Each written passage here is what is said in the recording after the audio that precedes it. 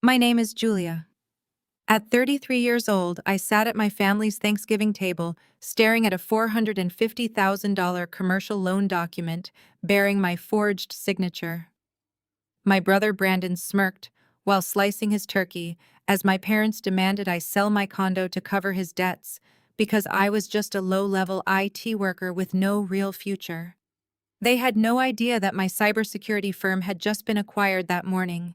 They did not know I was sitting on $28 million, and they certainly did not know I had already bought the very debt they were trying to force onto me. Here is how I let them dig their own graves before burying them in it.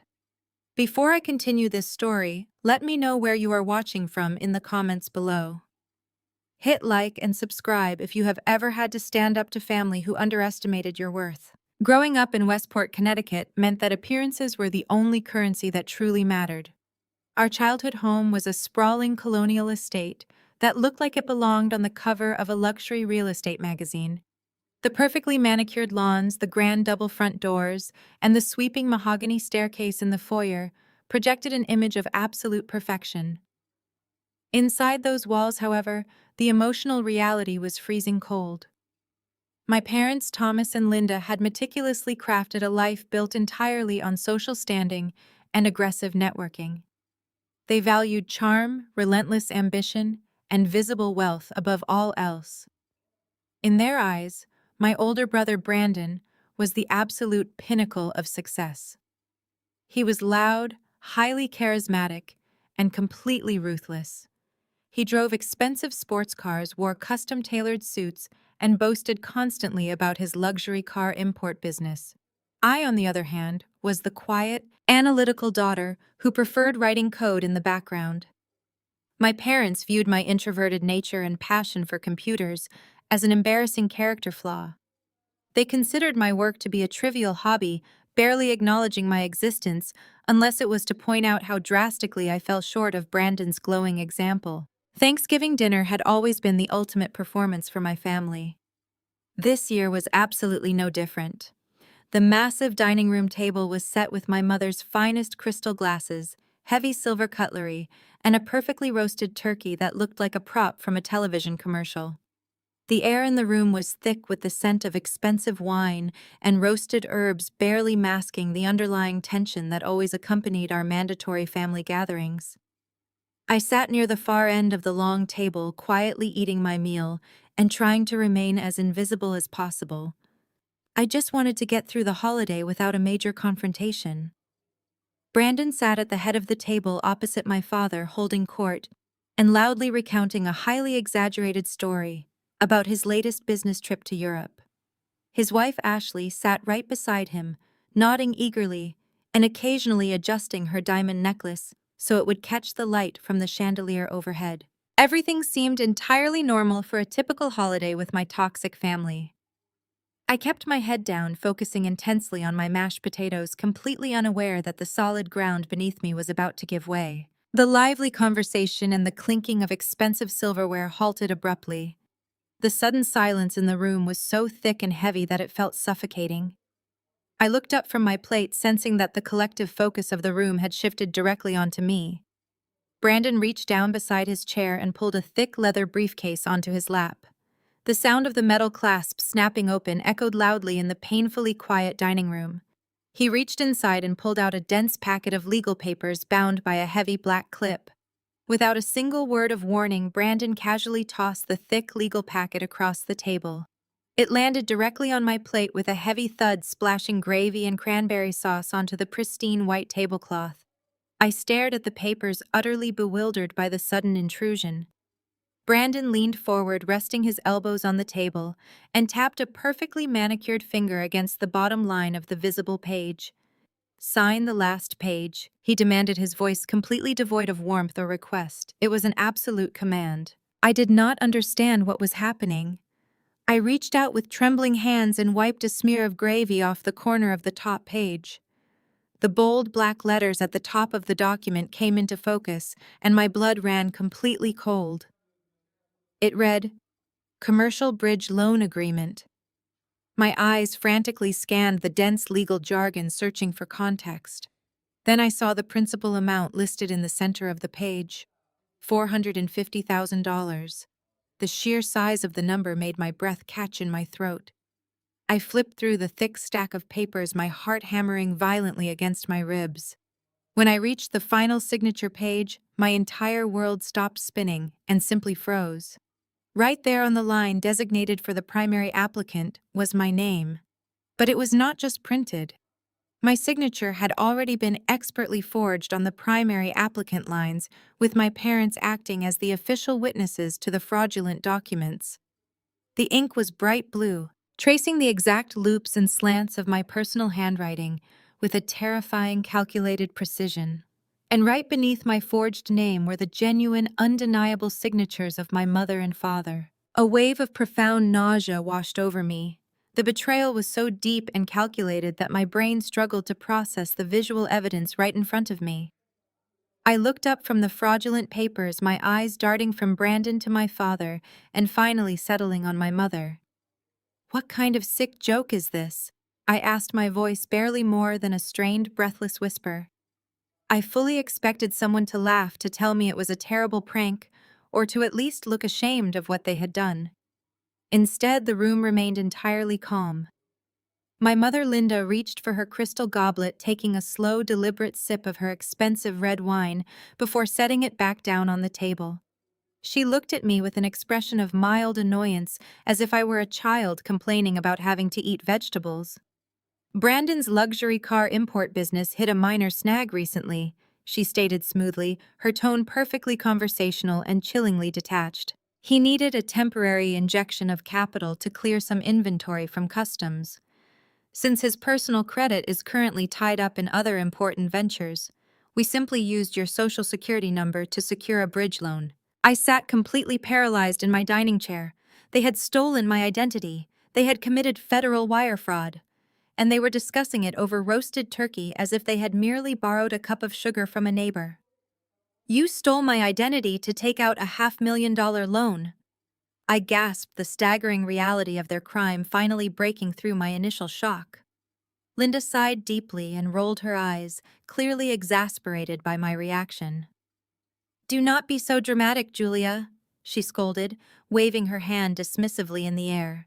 "We are a family, and families help each other when things get slightly complicated. You do not do anything but sit at home on a computer all day anyway. You have absolutely no expenses and no real future to save for. Your pristine credit score was just sitting there going to complete waste. It is about time it was finally put to good use for someone who actually has ambition and a real life." The casual cruelty of her words stung deeply, but it was the absolute lack of remorse from every single person at that table that truly terrified me. My father picked up his fork and continued eating his meal, completely unbothered by the fact that he had just co-signed the destruction of his daughter's financial future. Ashley offered a small, patronizing smile, taking a delicate bite of her dinner roll, while my entire life was being signed away right in front of her. They had gathered together, orchestrated a massive financial crime against me, and now fully expected me to just accept my role as the sacrificial lamb for the golden child's continued comfort. The heavy silence in the room pressed down on me as I stared at the forged signatures, realizing that the people who were supposed to protect me had just handed me a financial death sentence without a single second thought. I gently pushed my chair back just a fraction, feeling the solid wood against my spine to ground myself. I looked down at the thick stack of fraudulent documents resting next to my Thanksgiving dinner. I do not scream. I do not throw my plate. I reach out with steady hands, place my fingertips against the edge of the leather-bound folder, and calmly slide it back across the pristine white tablecloth. It glides past the centerpiece and stops right in front of Brandon. I look directly at my father and state clearly that I am not signing the final page. I tell him I will not participate in this fraud. The reaction is instantaneous and explosive. My father's face turns a deep, dangerous shade of red. He rises slightly from his chair and slams his heavy fist onto the solid mahogany table with terrifying force. The impact sends a violent shudder through the entire dining room. Crystal wine glasses clink sharply against each other, spilling dark red drops onto the expensive linen. The fine china plates rattle loudly. "You owe this family, Julia?" He roars, his voice echoing off the high ceilings. He points a furious finger directly at my face, utilizing the exact same intimidating tone that used to make me cower when I was a little girl. "We gave you everything. We let you live here rent-free for 3 months after college. You are going to sign that paper and pay us back for our generosity." The sheer audacity of his statement ignites a sudden blazing fire in my chest. Decades of biting my tongue and swallowing my pride burn away in an instant. I do not raise my voice to match his shouting, but the icy calm in my tone easily cuts through the heavy tension in the room. I stare right back into his angry eyes and ask him if he is genuinely referring to those specific 3 months after my college graduation. I ask him if he truly wants to discuss the reality of my so-called free ride. I watch his jaw clench, but I do not give him a chance to interrupt. I remind him in front of the entire table that the only reason I needed a place to stay after college was because he had secretly drained my college trust fund. I speak slowly, ensuring every word lands with maximum impact. I remind him about the $60,000 my grandmother had specifically left in an account for my education and living expenses. I detail exactly how he emptied that entire account behind my back during my senior year. I state loudly that he took my entire future and used every single cent of it to buy Brandon his very first Porsche simply because Brandon threw a massive tantrum about having to drive a used sedan like a normal person. Brandon scoffs and looks away, taking another large gulp of his wine, but my father attempts to talk over me. He stammers that the car was a vital business investment for Brandon's early networking efforts. I ignore his pathetic excuse and keep going. I remind my father that during those generous 3 months of supposedly free rent in his massive house, I was forced to work 3 separate overnight jobs just to survive. I tell the room how I scrubbed diner floors, restocked warehouse shelves until dawn, and tutored high school students just to afford my own basic groceries. I remind him that my parents explicitly refused to let me eat the food from their refrigerator, claiming I needed to learn harsh independence, while simultaneously paying for Brandon to dine at luxury steakhouses every single night. I turn my gaze to my mother, who is aggressively avoiding my eyes by pretending to inspect her manicure. I refuse to let her hide. I ask her if she remembers the day I finally received my degree with top academic honors. I describe how I walked across that massive auditorium stage, searching the crowd for a single familiar face, only to find a completely empty row of seats where my family was supposed to be. I remind them both that they skipped my college graduation entirely. They chose not to drive 40 minutes to see me get my diploma because they decided to host a casual backyard barbecue for Brandon and his new fraternity friends instead. They prioritized grilling burgers for my brother's drinking buddies over witnessing the proudest moment of my young adult life. The dining room falls silent for a brief moment as the heavy truth of my words hangs in the air. My father opens his mouth, his face still flushed with rage, desperately trying to formulate another excuse to justify their blatant favoritism. But before he can utter a single syllable, a loud, dramatic scoff comes from the opposite side of the table. Brandon's wife, Ashley, rolls her eyes so hard it looks physically painful. She drops her expensive linen napkin directly onto her plate of uneaten turkey and lets out a long, exaggerated sigh of pure annoyance. She leans forward, resting her diamond-clad wrists on the table, and looks at me with an expression of absolute disgust. She shakes her head slowly, her blonde curls bouncing around her shoulders. She tells me that I am being incredibly selfish and acting like a petulant child. She complains loudly that I am living entirely in the past and holding on to ancient grudges just to play the victim. Ashley waves her hand in a dismissive, fluttering motion toward me. She whines that her children deserve to inherit a massive family legacy. She insists it is the fundamental duty of everyone sitting at this table to ensure Brandon succeeds, no matter what it takes, so her kids can have the luxurious life they are inherently entitled to. She tells me that family means making sacrifices for the greater good, and since Brandon is the only one actually building a real business empire, I should be honored to help him secure this loan. I look at my sister-in-law in total disbelief, but she is just getting started. Ashley continues her tirade, her voice dripping with extreme condescension. She points an acrylic fingernail in my direction and states flatly that I am 33 years old and still painfully single. She tells the entire room that since I am completely alone in the world with no husband and no children to provide for, I clearly have no real responsibilities or legacy of my own to protect. She actually lets out a short mocking laugh as she points out my career. She tells everyone that I am just fixing Wi-Fi routers for a living anyway. She insists that someone with such a pathetic low-level IT job has absolutely no need for financial autonomy or a perfect credit score. According to Ashley, my life is entirely meaningless outside of what I can provide for her husband. She speaks to me as if I am nothing more than a spare bank account, existing solely for their convenience.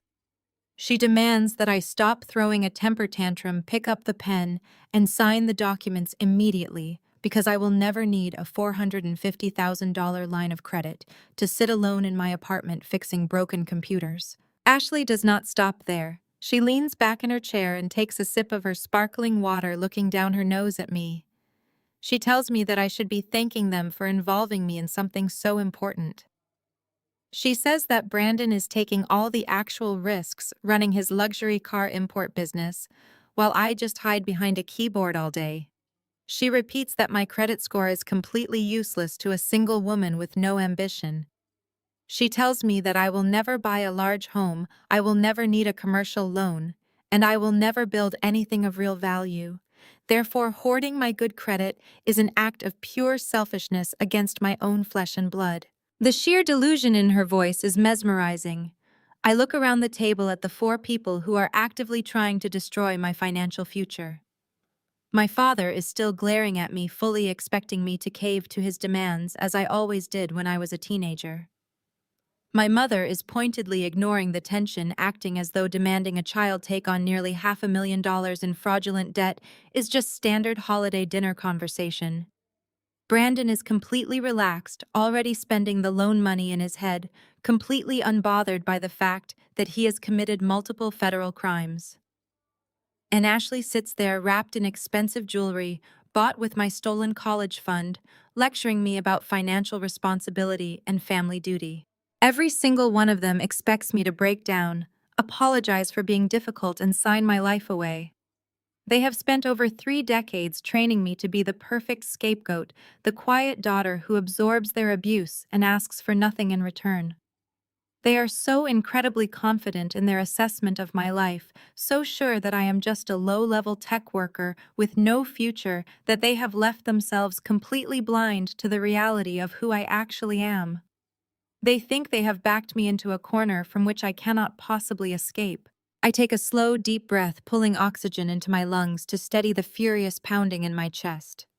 I look directly at my father, ignoring the piercing glares from Ashley and my mother. I ask him a very simple question. I ask him what exactly he plans to do when I stand up from this table, walk out the front door, and drive straight to the local police precinct to report my identity stolen. I watch the muscles in his jaw ripple. The absolute silence returns, but this time it is heavy with a dark, predatory anticipation.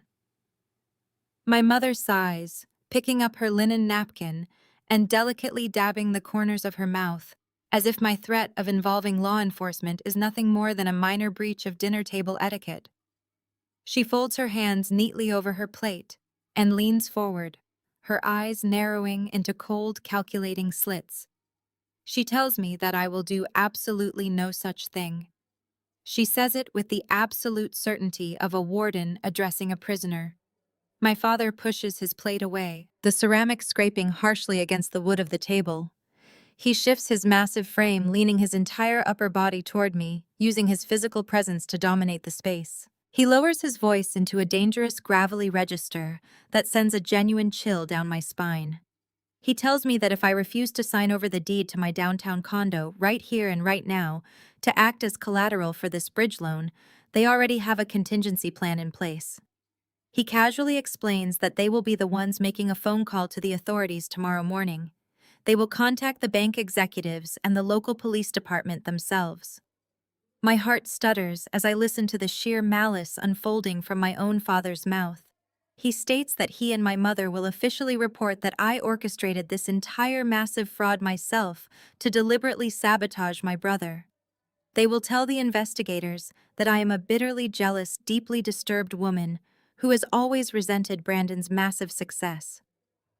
They will claim that I used my advanced computer skills to steal the loan documents, that I forged my own name, and that I intentionally set up the loan to default in order to destroy his pristine business reputation. I stare at him completely horrified by the depth of his depravity. I tell him that no detective would ever believe such an insane story. My mother lets out a short, dismissive laugh that sounds like breaking glass. She smiles a poisonous smile and reminds me of the mathematical reality of our current situation. She points to the witness lines on the final page of the loan agreement. She tells me that her signature is there, and my father's signature is there. She glances lovingly at Brandon, noting that he will gladly testify to my supposed jealousy and erratic behavior under oath. She looks back at me, her eyes completely dead. She reminds me that in a court of law, it will be three highly respected wealthy members of the Westport community against one solitary struggling IT worker. It is three voices against one, she whispers softly. Who do you honestly think the police are going to believe, Julia? The successful business owners or the bitter spinster daughter who spends all her time hiding behind a computer screen in a cheap apartment? The walls of the dining room suddenly feel like they are closing in on me. The sheer suffocating weight of their psychological warfare is staggering. They have not just stolen my identity to fund Brandon's lavish lifestyle. They have weaponized the legal system against me, wrapping a tight noose around my neck and handing the rope directly to my brother. Brandon, who has been quietly watching this entire exchange with immense satisfaction, decides this is the perfect moment to assert his ultimate dominance. He reaches for the open bottle of Cabernet Sauvignon sitting in the center of the table. He pours himself a fresh, generous glass, the dark red liquid swirling beautifully against the crystal. He lifts the glass toward the chandelier, admiring the rich color, before taking a slow, deliberate sip. A wildly smug smile is plastered entirely across his face. He looks at me with eyes completely empty of sibling affection, filled only with triumphant, blinding greed. The first payment of $12,000 is due on Monday, Jules, he says smoothly, rolling the wine around in his mouth before swallowing. He leans back in his expensive leather chair, crossing his legs casually. You had better put that condo on the market tomorrow, or you are going to prison for defaulting on a federal loan. The threat hangs in the heavy air, a physical entity in the room, sharp and deadly. He delivers the prospect of my complete financial ruin and potential incarceration with the exact same casual tone he would use to order a cup of coffee. He expects me to shatter. He expects me to burst into tears, to beg for their mercy, to grab the expensive gold pen resting near the documents and sign away the absolute only asset they think I possess. He wants me to surrender my modest home so he can keep driving his imported luxury cars and taking lavish international vacations. But before I can even process the sheer volume of their extortion, Brandon does something that truly highlights the deep inherent sickness rotting inside this family. Having effectively placed a loaded gun to my head and handed me a strict 48-hour deadline to surrender my home, he simply moves on.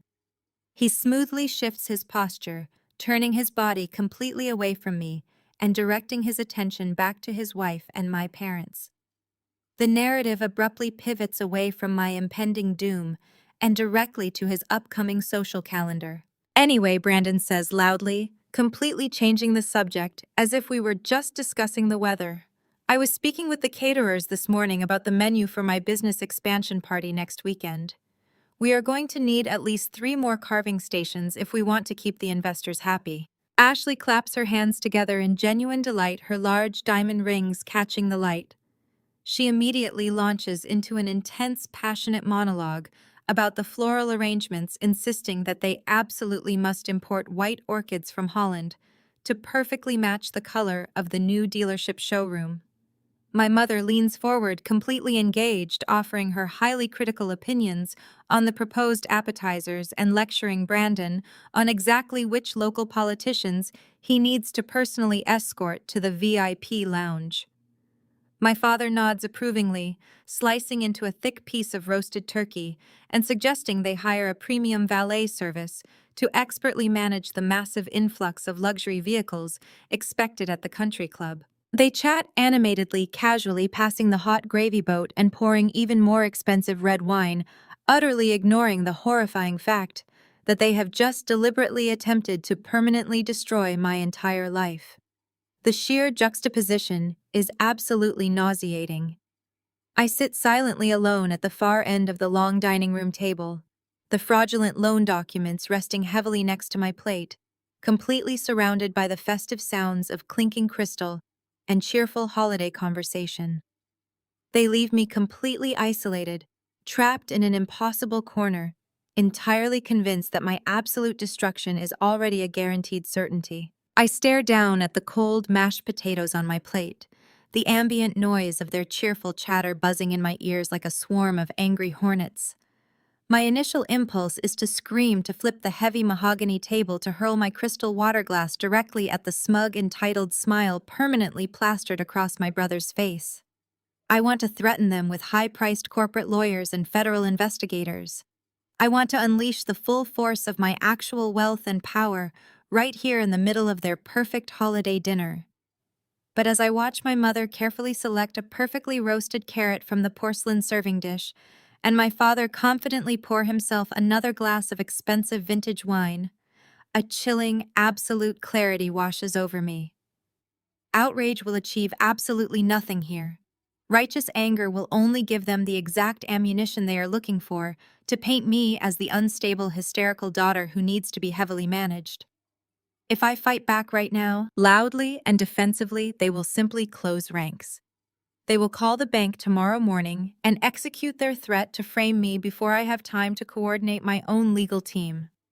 I am standing in the middle of a highly dangerous minefield, and the only way to survive without blowing myself up is to carefully step exactly where they expect me to step. I need them to feel entirely victorious so they drop their guard. I need them to feel so incredibly powerful and untouchable that they become careless. I take a sharp, jagged breath, deliberately forcing my lungs to stutter and catch. I let my shoulders slump forward, instantly shedding the confident, commanding posture I have spent years building in corporate boardrooms. I squeeze my eyes shut tight, summoning the very real, visceral pain of their lifelong rejection, and I push those bitter feelings right to the surface until hot, stinging tears begin to prick at the corners of my eyes. I let out a low, pathetic whimper that sounds exactly like a trapped animal. Under the heavy linen tablecloth, far out of their line of sight, I discreetly slip my right hand into the deep pocket of my wool slacks. My fingers wrap securely around the cool metal edge of my smartphone. I know the interface of my device entirely by muscle memory.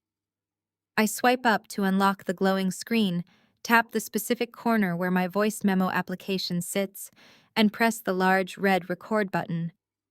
I feel the subtle, brief vibration against my palm, confirming that the high-definition microphone is active and capturing every single sound in the echoing dining room. I leave the phone resting securely in my pocket, the microphone angled perfectly toward the center of the table. I let my lower lip tremble violently and allow a loud, genuine-sounding sob to tear through my throat. The cheerful, animated conversation about white orchids and country club catering grinds to a sudden, highly irritated halt. Ashley looks over at me with profound distaste, her perfectly threaded eyebrows pulling together as if my crying is personally offensive to her holiday experience. I bury my face deep in my hands, allowing my shoulders to heave up and down in an exaggerated display of complete and utter emotional defeat. I peek through the narrow gaps between my fingers, making sure they can clearly see my tear-stained cheeks and my panicked expression. I do not understand. I cry out, making my voice sound as small, fragile, and utterly broken as possible. I look directly at Brandon, widening my eyes in a display of helpless, desperate confusion. How did you even manage to do this to me? The banks are so incredibly strict right now. I tried to get a small credit limit increase on my regular card last year, and they made me come down to the branch in person to scan my driver's license and take a photograph.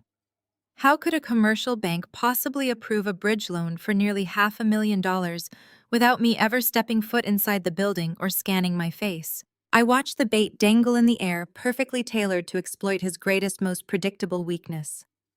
Brandon's towering, fragile ego is his ultimate Achilles heel. He simply cannot resist an opportunity to brag about his own perceived brilliance, especially when he firmly believes he has outsmarted the system and asserted his dominance over me. He leans back in his heavy dining chair, crossing his arms over his expensive tailored suit vest, entirely unable to suppress a self-satisfied, booming chuckle. He genuinely thinks I am staring at him in awe of his criminal mastermind abilities. He takes the bait completely. He casually adjusts his silk tie and begins to explain his highly illegal process with terrifying, gleeful enthusiasm. "You really think I went to some standard retail bank branch to pull this off?" He laughs, his voice loud and perfectly clear, for the hidden microphone capturing every syllable in my pocket. "I went through a private hard money broker, a guy named Marcus who works over at Apex Lending. Marcus and I go way back. He knows my luxury car business is totally solid, so he was more than happy to push the paperwork through on his end without the usual annoying biometric red tape." I keep my face buried in my hands, letting out another soft, pathetic whimper to encourage him to keep going. "But what about the signatures?" I ask, my voice appropriately shaky and laced with artificial fear. "They have to verify the signatures with a notary. How did you get around that without them calling the police on you for fraud?" Brandon literally slaps his knee, finding my absolute ignorance highly amusing. He leans forward, closing the distance between us across the table, terribly eager to share the intricate details of his successful federal wire fraud. Marcus provided a blank digital copy of the final commercial contract, Brandon explains gleefully. "I just downloaded a high-resolution copy of your signature from that old apartment lease agreement you emailed Mom last year. I used a basic PDF editing software to overlay your signature directly onto the primary applicant line. Then I printed the whole thing out and had Mom and Dad physically sign the witness lines with blue ink to make it look entirely authentic." Marcus pushed the digital file right past the underwriters, and the funds were wired directly into my limited liability company's offshore account by Tuesday morning. "It was ridiculously easy, Jules." My father nods in firm agreement, taking a slow sip of his Cabernet. "We reviewed the documents together in my home office," Thomas adds loudly, completely sealing his own fate on the digital recording. "We knew you would never agree to help your brother willingly because you have always been so terribly selfish with your money.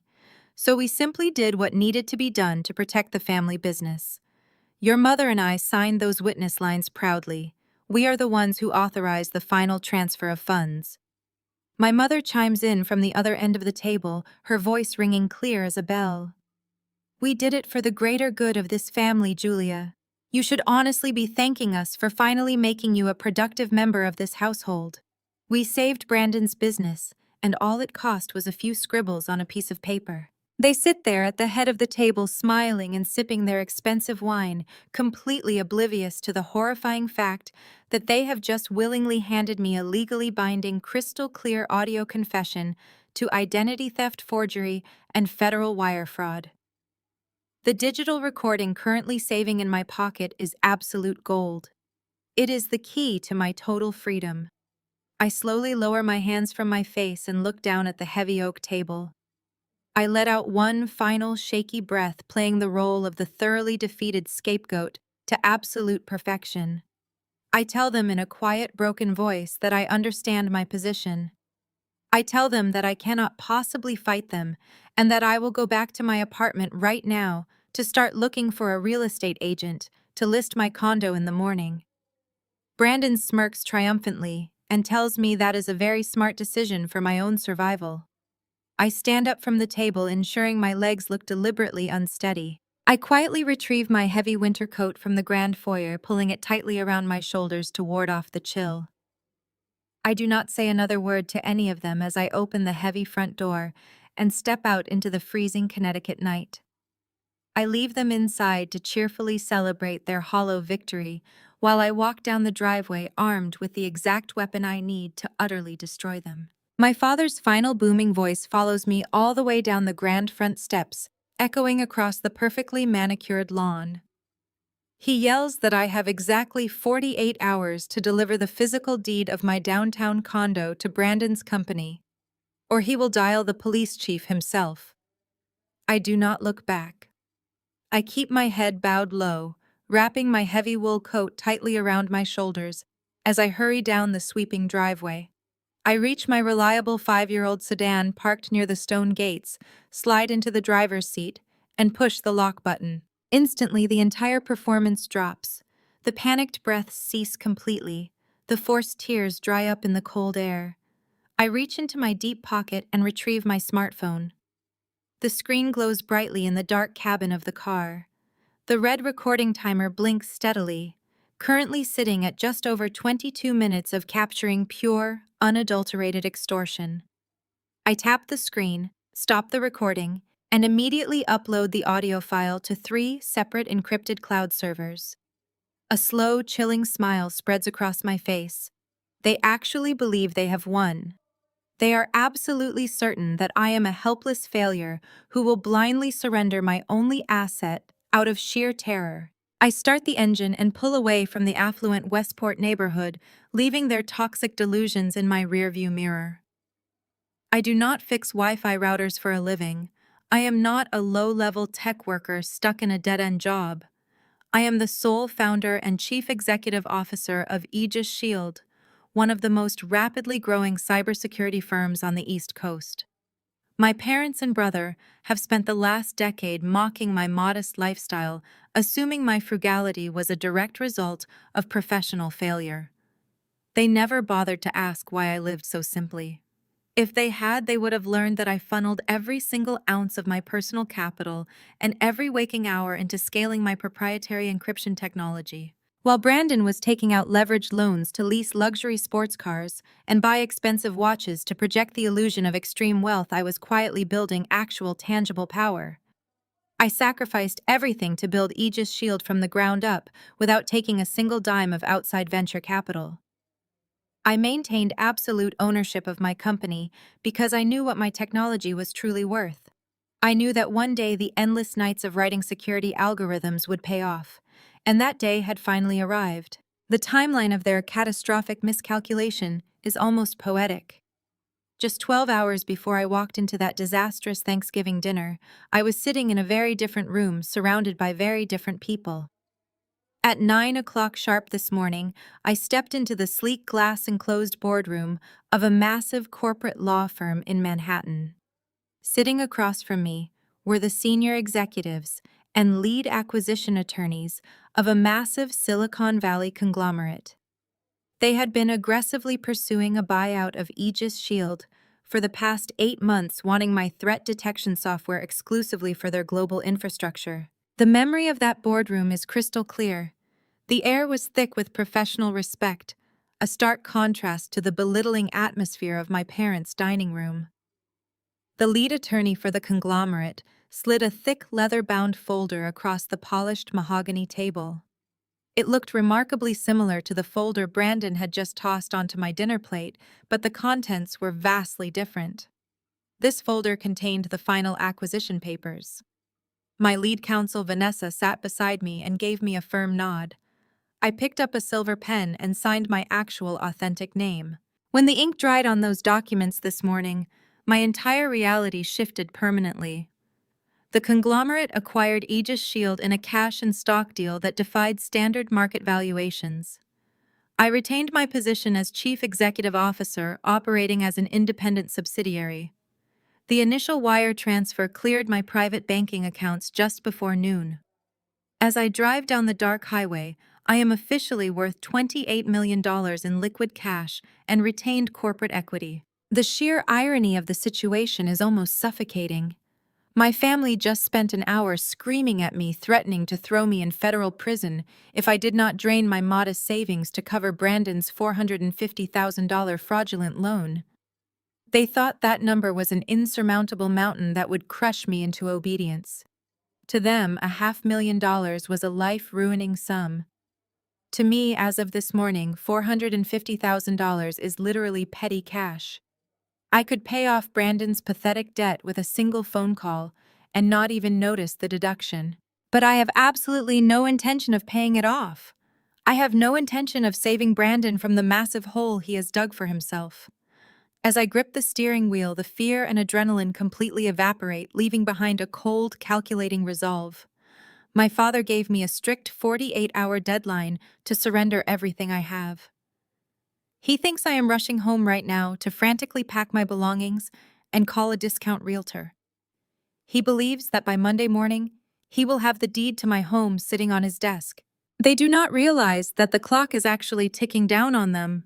By handing me that loan document and confessing to their crimes on tape, they have unknowingly given me the exact roadmap to their entire financial facade. I know the name of the shady private lending firm Brandon used. I know the name of the broker. I know the exact amount of the debt. And I possess $28 million of liquid capital that I can deploy with devastating precision. I pull into the secure parking garage of my downtown condo building. I park my car and turn off the ignition. The silence of the garage wraps around me, a stark contrast to the shouting and the threats of my childhood home. I sit in the dark for a long moment, breathing in the quiet. I am no longer the victim they desperately need me to be. I am a wealthy, powerful, and highly connected CEO who has just been handed the ultimate weapon to sever the toxic chains of my family forever. I pull my phone from my pocket and open my encrypted email application. I draft a high-priority message to my wealth manager and my lead corporate attorney, Vanessa. I flag the email as urgent, requiring an immediate strategy meeting first thing on Friday morning. I tell them to clear their schedules because we have a very specific, highly aggressive financial acquisition to execute before the weekend is over. I lock my car, walk to the elevator, and ride up to my small condo. I have exactly 48 hours until my father expects me to surrender. I intend to use every single second of that time to lay a trap so deep, so legally binding, and so financially devastating that my family will never recover from the fall. The game has entirely changed, and they do not even know it has started. I will show them exactly what happens when they push the wrong daughter too far. They wanted to steal my financial future, but instead they handed me the absolute power to legally dismantle theirs. Friday morning arrives with brilliant sunshine pouring through the windows of my downtown corporate office. The sleek glass environment of Aegis Shield headquarters feels like an entirely different universe compared to the stifling atmosphere of my parents' dining room. I stand near the window looking out. The mahogany table in my conference room is occupied by the two people I trust most. David, my wealth manager, is meticulously reviewing the final confirmation documents from Wednesday's $28 million acquisition. Beside him sits Vanessa, my lead corporate attorney. Vanessa is brilliant, utterly ruthless in a courtroom, and has guided my company through every legal hurdle over the past 5 years. I take a seat at the head of the table, placing my phone flat on the glass surface between us. I tell them that before we discuss allocating the acquisition funds, a personal matter of extreme urgency requires their immediate attention. I do not offer any lengthy preamble. I simply unlock my screen, open the encrypted audio file I uploaded on Thanksgiving night, and press play. The crisp audio fills the quiet conference room. Brandon's arrogant voice echoes off the glass walls, followed by the sickening sounds of my parents proudly validating his crimes. I watch David's eyes widen in genuine shock as Brandon explicitly details overlaying my digital signature onto commercial loan documents. But Vanessa has a completely different reaction. As Brandon casually drops the name of his broker Marcus and specifically identifies Apex Lending as the firm that processed the fraudulent wire transfer, a slow, sharp smile spreads across Vanessa's face. She leans forward, resting her chin on her steepled fingers, her eyes lighting up with a distinct, predatory delight. When the recording finally concludes with my father's strict 48-hour ultimatum for my condo deed, I pause the file. The heavy silence in the room lasts only a few seconds before Vanessa lets out a low whistle of pure professional admiration. She looks at me and states that she has never heard a group of people so eagerly construct their own federal indictment. She confirms that the audio is perfectly legal to use. David immediately suggests we contact the FBI and the State Attorney General to report the identity theft before Brandon can execute his threat. He argues that we have more than enough evidence to have my father and brother arrested by the end of the day. I look at David and shake my head. I tell him that simply sending them to jail is far too easy and allows them to maintain their delusion that they are victims. I want them to feel the exact same crushing, inescapable financial terror they tried to inflict on me. Vanessa nods in immediate agreement, completely understanding my perspective. She turns to her laptop and immediately begins running a comprehensive background trace on Apex Lending.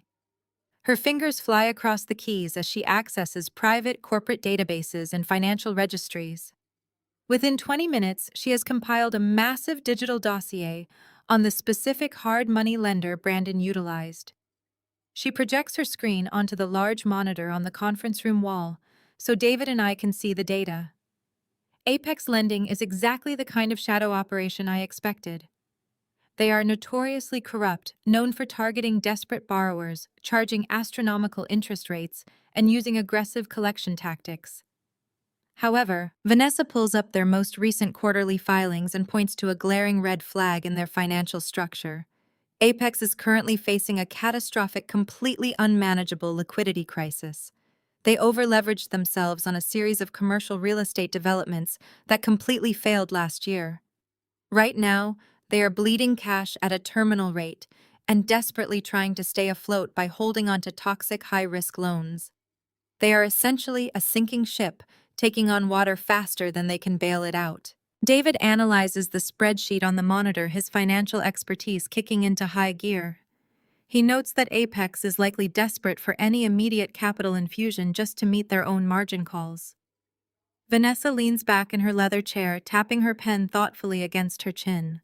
The predatory smile returns to her face, brighter and more dangerous than before. She looks directly at me and outlines a strategy so brilliantly devastating that it takes my breath away.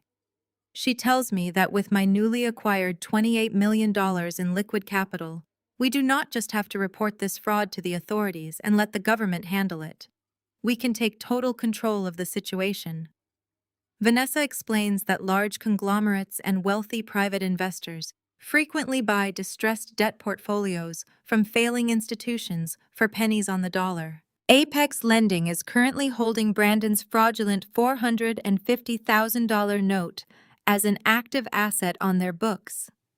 Because they are starving for cash, they would leap at the chance to sell off a bundle of their high-risk paper to a private buyer to secure immediate guaranteed capital.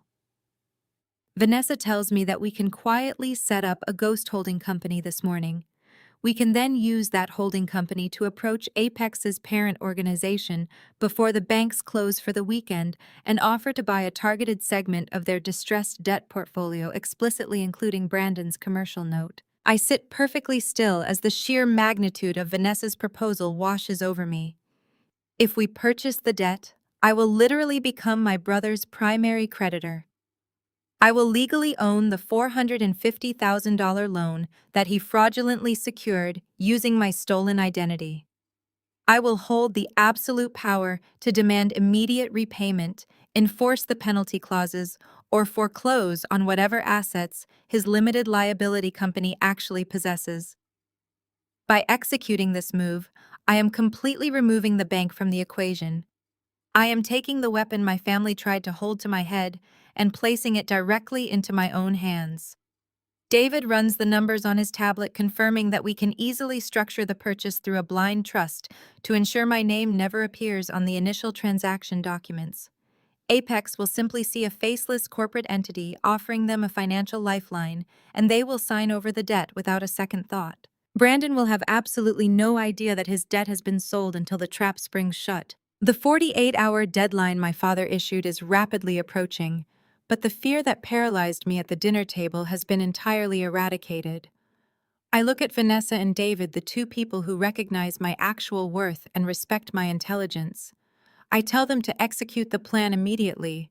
I authorize the deployment of the necessary capital to establish the holding company and instruct Vanessa to make the offer to Apex Lending before noon. I want the legal transfer of Brandon's debt finalized and registered by the end of the business day. I stand up from the conference table feeling the incredible weight of my own autonomy. My family thought I was a vulnerable, isolated target they could easily exploit. They believed my silence was a symptom of weakness rather than a manifestation of disciplined patience. They are about to discover the severe consequences of underestimating someone who has spent her entire life observing their flaws. The ultimate checkmate is now in motion, and I'm going to make absolutely certain that they feel every single agonizing second of their inevitable collapse. I run my fingers over the smooth, embossed leather of the folder, feeling the heavy weight of the documents inside. By late Friday afternoon, I run my fingers over the smooth, embossed leather of the folder, feeling the heavy weight of the documents inside. I open the cover and slowly trace the crisp black ink of the final transfer agreement. This is not just a stack of corporate paperwork. This is the exact instrument of my liberation. By purchasing the distressed debt portfolio from Apex Lending, my blind proxy company has legally absorbed all the rights, privileges, and enforcement powers originally granted to the predatory lender. I am now the sole proprietor of Brandon's $450,000 commercial note. Vanessa sits across the polished conference table taking a slow sip of her black coffee. She looks remarkably energized for a woman who has spent the entire day navigating complex corporate acquisitions and pressuring Apex executives into a rushed sale. She sets her mug down and leans forward, tapping a manicured fingernail against a specific clause on the second page of the loan agreement. She tells me to read the fine print regarding the terms of default. I scan the dense legal jargon, my eyes catching on the acceleration clause. Vanessa explains with a sharp professional satisfaction that because Brandon secured this funding through documented provable fraud, the holding company has the absolute right to trigger an immediate default. We do not have to wait for him to miss his first $12,000 payment today. We can declare the loan immediately due in full, entirely bypassing any standard grace periods or restructuring negotiations. David, who has been quietly reviewing the financial transfer confirmations on his tablet, adds another layer of reality to our position. He points out that Brandon tied the loan to his luxury car import business, the limited liability company he uses to lease those expensive vehicles and maintain his lavish lifestyle, is listed as the primary guarantor. If he cannot produce the full $450,000, the moment we call the note, we have the legal authority to freeze his business accounts, seize his inventory, and completely dismantle his operations. He will be utterly paralyzed before the end of the business day.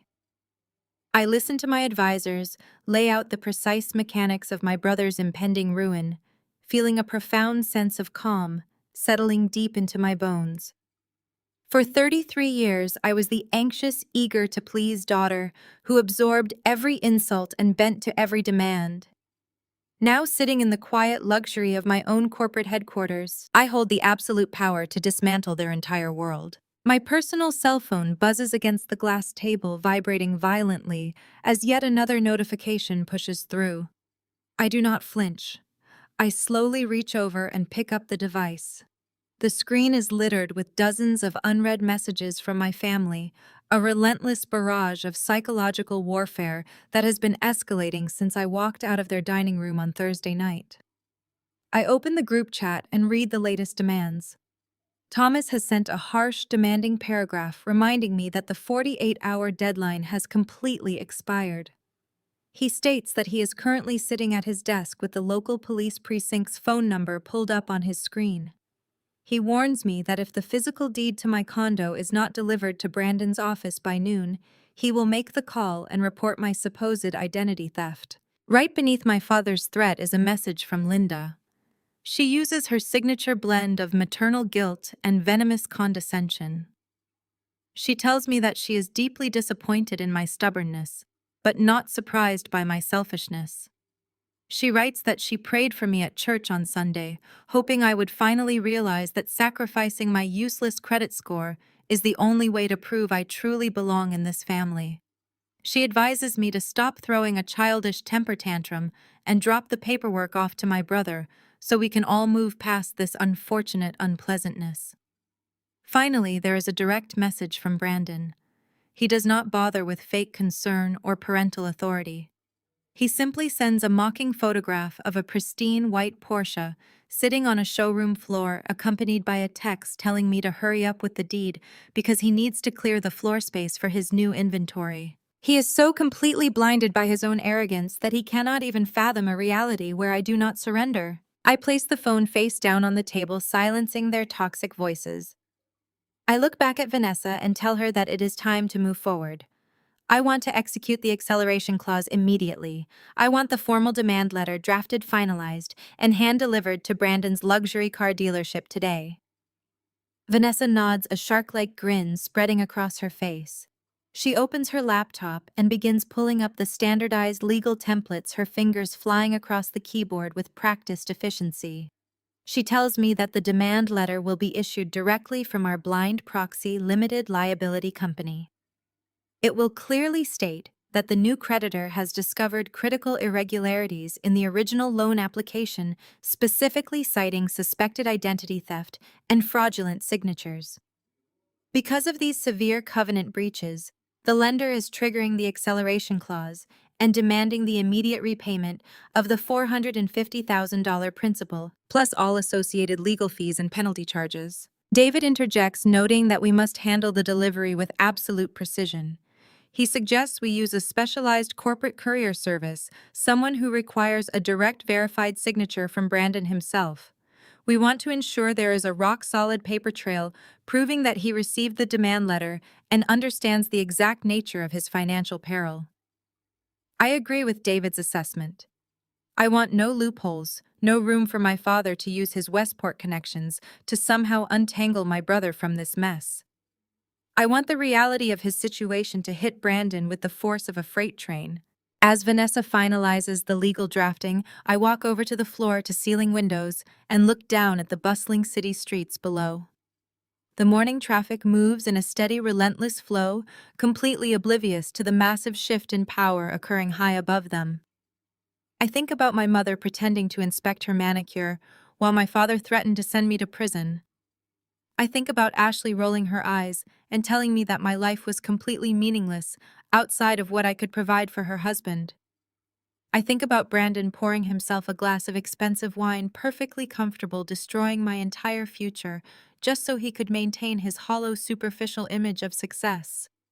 They had built their entire family dynamic around the fundamental belief that I was weak, expendable, and easily controlled. They had operated for decades under the assumption that their actions would never have consequences. Vanessa prints the final demand letter on thick, high-quality corporate stationery. The document looks incredibly intimidating, carrying the heavy, undeniable weight of severe legal action. She places it inside a rigid courier envelope and seals it tightly. She hands the package to her assistant, instructing her to coordinate with the specialized delivery service immediately.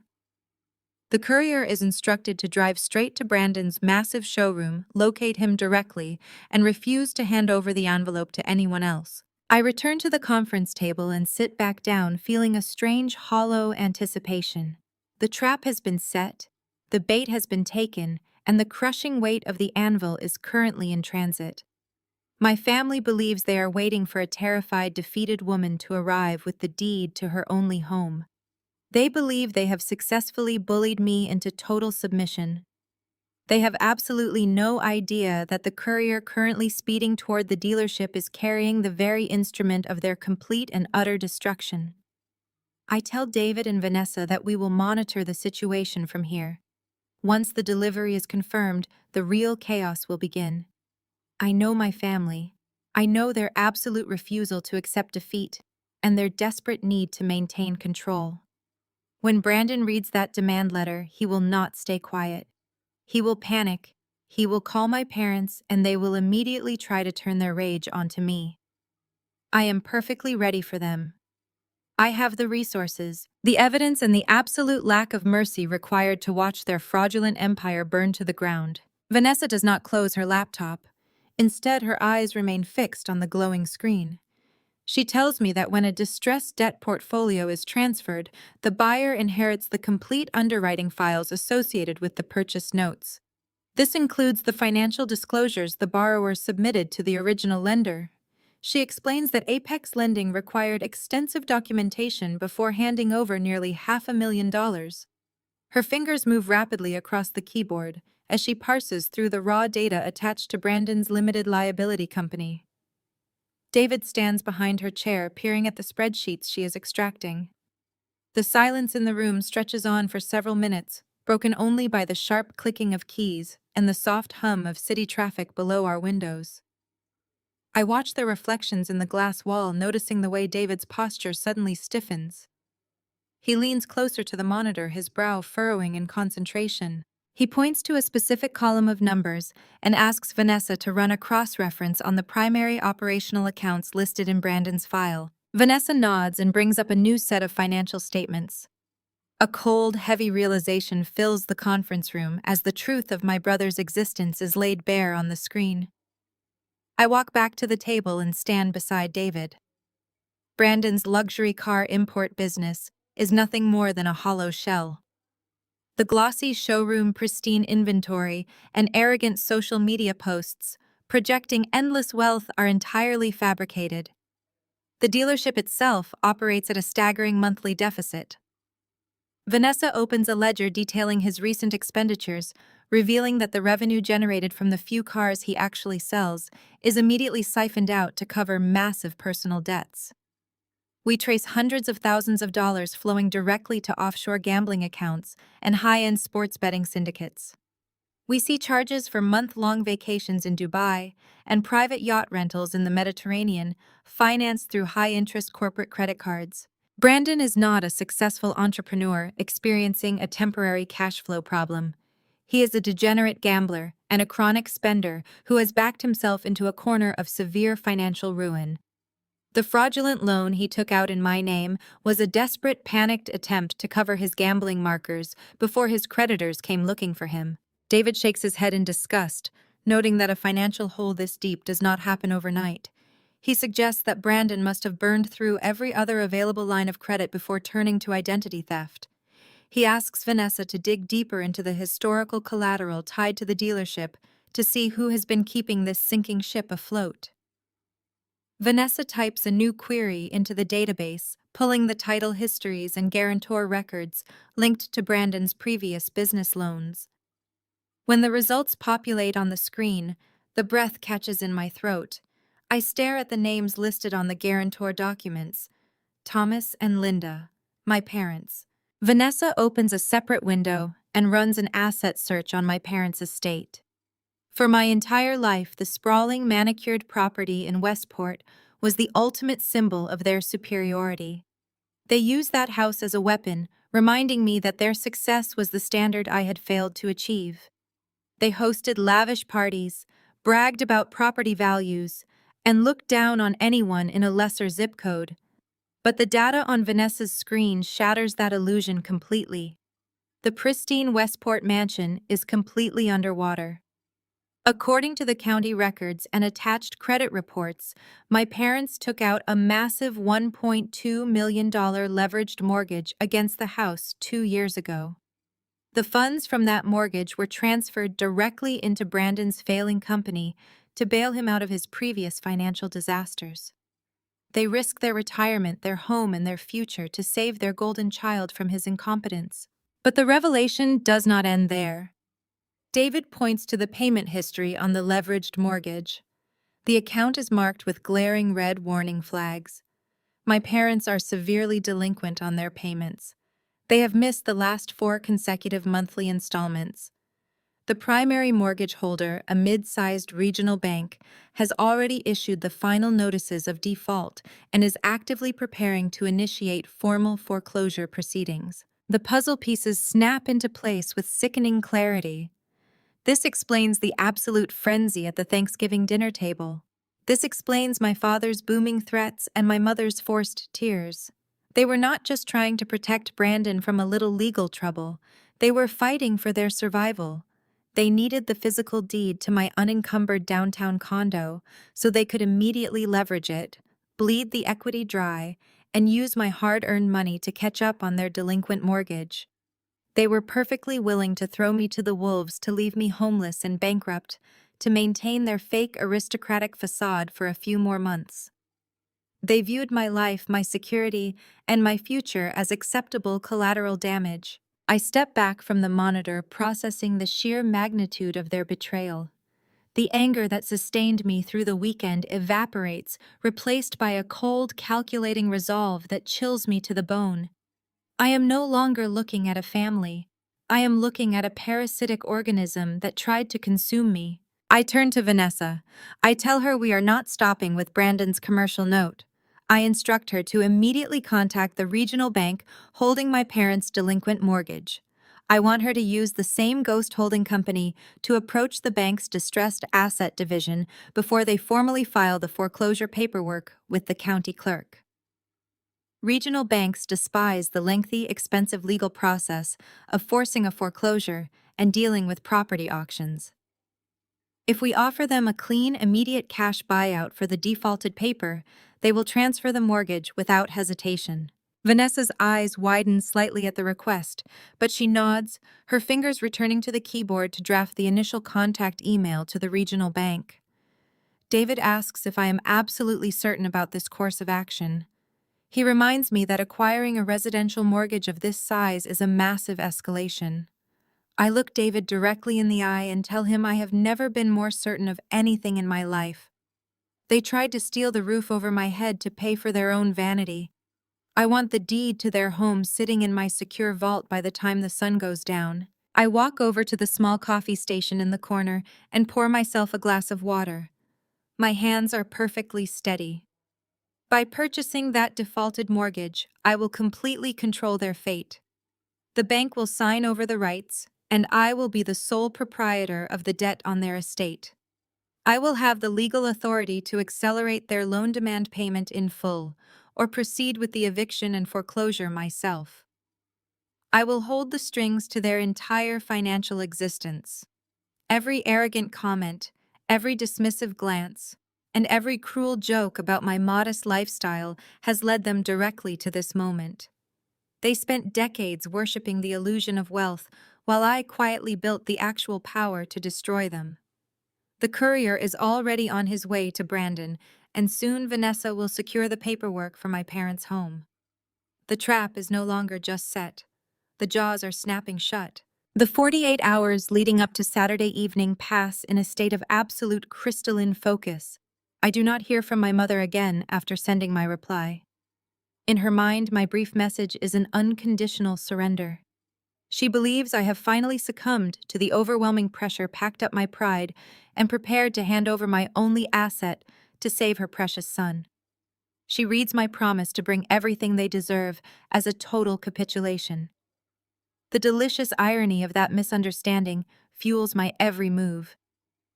On Friday afternoon, I sit in my office with Vanessa, finalizing the physical manifestation of my revenge.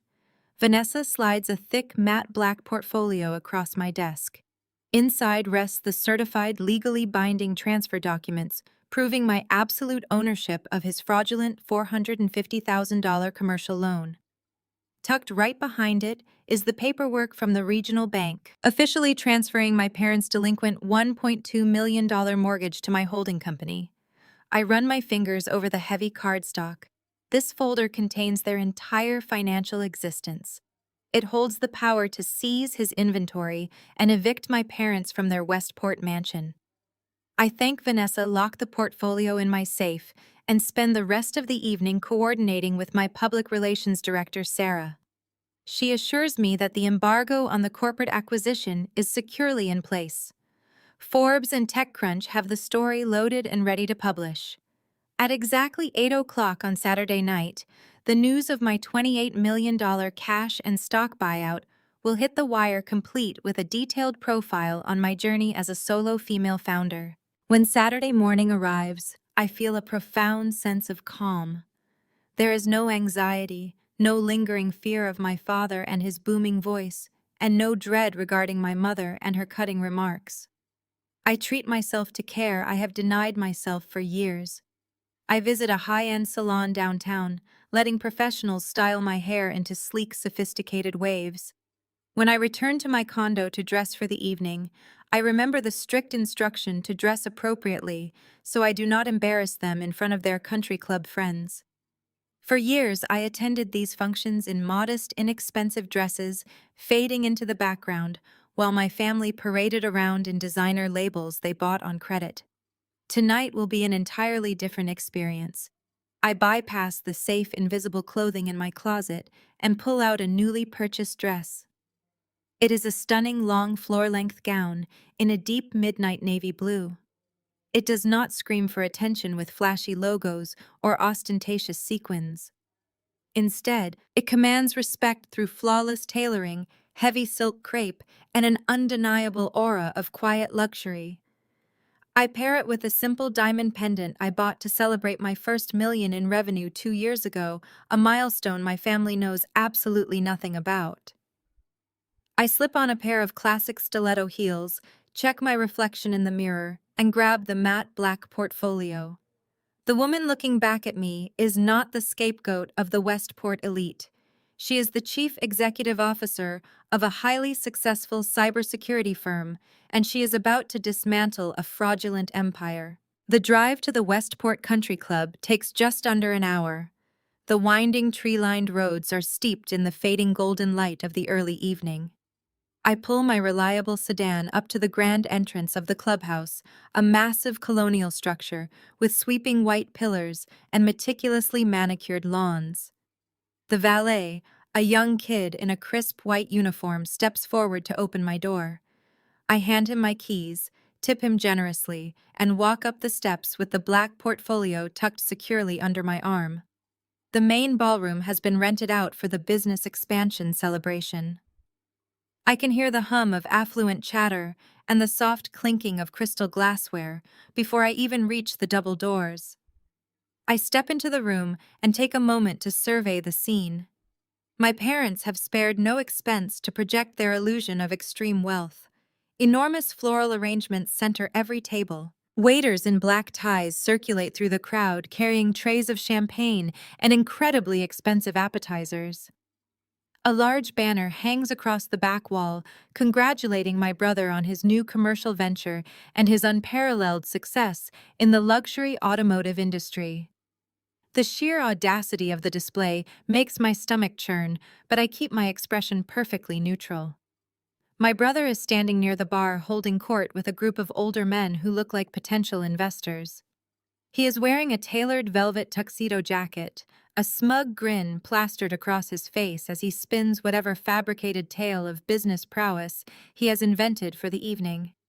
He is drinking expensive scotch, completely oblivious to the fact that his entire operation is built on stolen identity and predatory debt. My mother is the first to spot me. She is wearing a heavily beaded gown that looks brand new, likely purchased on yet another maxed-out credit card. I watch her eyes scan my appearance, traveling from my styled hair down to my designer shoes. For a fraction of a second, genuine surprise registers on her face. She expected me to arrive looking defeated, worn down by the stress of the past 48 hours. She expected the quiet, unremarkable daughter she could easily dismiss. Instead, she is looking at a woman who clearly belongs in this room of wealth and power. She quickly masks her surprise with a tight, approving smile and begins weaving her way through the crowd toward me. My father notices her movement and follows close behind, adjusting his silk tie. They reach me just as I step down into the main seating area. My mother leans in and delivers a cold, practiced kiss near my cheek, her eyes immediately darting to the black leather portfolio tucked under my arm.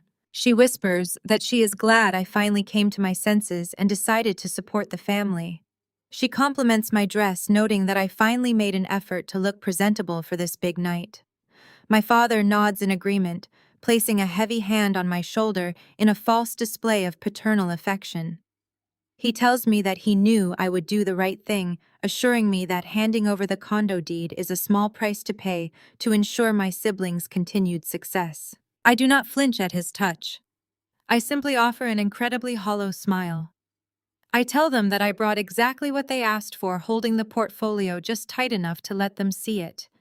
Her eyes gleam with triumph.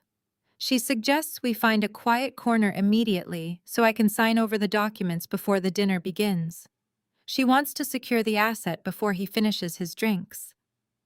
I glance down at the delicate gold watch resting on my wrist. It is currently exactly 7:45 in the early evening. I have exactly 15 minutes until the embargo lifts and my reality goes entirely public. I look at my parents and politely decline her suggestion. I explain to them that this is a night for celebration. I assure them the documents are perfectly safe, and I will present them to my brother when the time is right.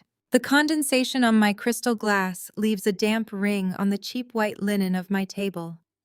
From this vantage point, near the swinging wooden doors of the kitchen, the scent of seared filet mignon and truffle oil mixes heavily with the harsh chemical odor of industrial dish soap. It is the exact table my mother reserves for distant, undesirable relatives and social obligations she prefers to keep out of sight. Tonight, that seat belongs exclusively to me. I watch as the ballroom erupts into enthusiastic applause. The wealthy attendees adorned in designer gowns and bespoke tuxedos raise their glasses to my brother. Brandon beams under the warm spotlight, adjusting the cuffs of his velvet jacket. He drinks in their admiration like a man dying of thirst, entirely blind to the fact that every single person clapping for him is celebrating a mirage. My phone vibrates silently against my thigh, tucked into the pocket of my blazer. I do not need to look at the screen to know it is a final confirmation text from Sarah, my public relations director. The digital gears are turning. The press release is locked, loaded, and queued across multiple global financial news networks. I take another slow sip of my water, letting the cool liquid soothe my throat. The heavy matte black portfolio rests securely on the empty chair beside me, its contents representing the complete undoing of everyone in this room who shares my last name. The applause eventually tapers off, replaced by the low, steady hum of affluent networking. Waiters in crisp black vests begin weaving through the tables, pouring expensive vintage champagne for the upcoming dinner service. I watch my mother detach herself from a group of local socialites. Her heavily beaded gown catches the light of the crystal chandeliers as she makes a direct, purposeful line toward my table in the corner. Her smile is fixed, bright, and entirely artificial, designed to project maternal warmth to anyone who might be watching her cross the room. As soon as she steps out of the main sightlines and reaches my secluded table, the smile vanishes completely. Her eyes drop immediately to my custom-tailored suit, her expression curling into a familiar look of deep distaste. She leans down, resting her manicured hands on the edge of my table, and drops her voice to a harsh, commanding whisper. She tells me that my outfit is completely inappropriate for a country club celebration. She assumes I bought it off a discount rack or borrowed it from a friend, lecturing me about how my refusal to dress like a proper woman is a constant source of embarrassment to the family name. She does not recognize the imported Italian silk. She does not notice the flawless hand-stitched seams. She only sees the daughter she has spent 3 decades conditioning herself to despise. I look up at her, my expression perfectly neutral. I do not defend my clothing, and I do not rise to the bait. I simply ask her if she enjoyed Brandon's toast. My mother ignores the question entirely. Her gaze shifts aggressively to the black leather portfolio resting on the chair beside me. She taps her long fingernails against the table and demands that I hand over the folder immediately. She states that my father has an investor waiting in the private lounge who needs to see the finalized collateral documents for Brandon's upcoming shipment of luxury cars. She expects me to blindly surrender the deed to my downtown condo, to sign away my home and my financial security without a single word of protest, just as I have always done in the past. I place my water glass down and rest my hands on the table. I tell her that the documents stay with me until I speak with Brandon directly. I explain, keeping my voice soft and measured, that this transaction involves my personal property, and I intend to handle the transfer exactly the way I see fit. Her eyes widen in genuine shock. I have never spoken to her with such calm, unyielding defiance. A flash of pure, unfiltered anger crosses her face. She leans in closer, the scent of her expensive perfume suffocatingly strong, and hisses that I am playing a very dangerous game. She reminds me of my father's connections, threatening that if I ruin this night for her son, they will make sure I lose my meager technical support job and end up with absolutely nothing. She is trying to deploy the same psychological weapons that used to paralyze me with fear, but tonight her threats sound incredibly hollow, like the desperate grasping of a woman who does not realize she is already drowning. Before she can escalate the argument further, my father approaches our table. He is accompanied by a man I immediately recognize from the digital dossier Vanessa compiled. It is Marcus, the notoriously corrupt lending broker who facilitated Brandon's fraudulent loan. My father claps Marcus on the back with false joviality, loudly proclaiming that this is the daughter they were just discussing. My father's smile is wide, but his eyes are cold and furious. He looks at me and speaks through gritted teeth, stating that Marcus is here to finalize the back-end paperwork for Brandon's new inventory line. He holds out his large, calloused hand, silently demanding the black portfolio. I remain seated, offering Marcus a polite, chilling smile. I tell him it is a pleasure to finally meet the man handling my brother's unique arrangements. Marcus shifts uncomfortably under my steady gaze, adjusting his silk tie. He clearly expected a terrified, subservient woman, ready to sign her life away, not someone sitting back with total composure. My father's hand remains outstretched across the table. He tells me to stop playing games and give him the folder before he completely loses his temper. I check the delicate gold watch on my wrist. It is exactly 7:52. The seconds are slipping away. I look back up at my father and state that the documents in my possession are highly sensitive and require absolute verification. I tell him that I will only present them to Brandon in public when he is ready to formally accept the consequences of his business expansion. The double meaning floats right over my father's head, obscured by his mounting rage. He opens his mouth to shout, but the sudden appearance of the golden child himself interrupts the confrontation. Brandon saunters over to our corner, a fresh glass of amber liquid in his hand. He looks flush with victory, practically vibrating with unearned arrogance. He ignores me completely at first, addressing Marcus and my father, laughing about a joke one of the country club executives made regarding his import business. Then he finally turns his attention to me. He looks down his nose, a sneer twisting his perfectly symmetrical features.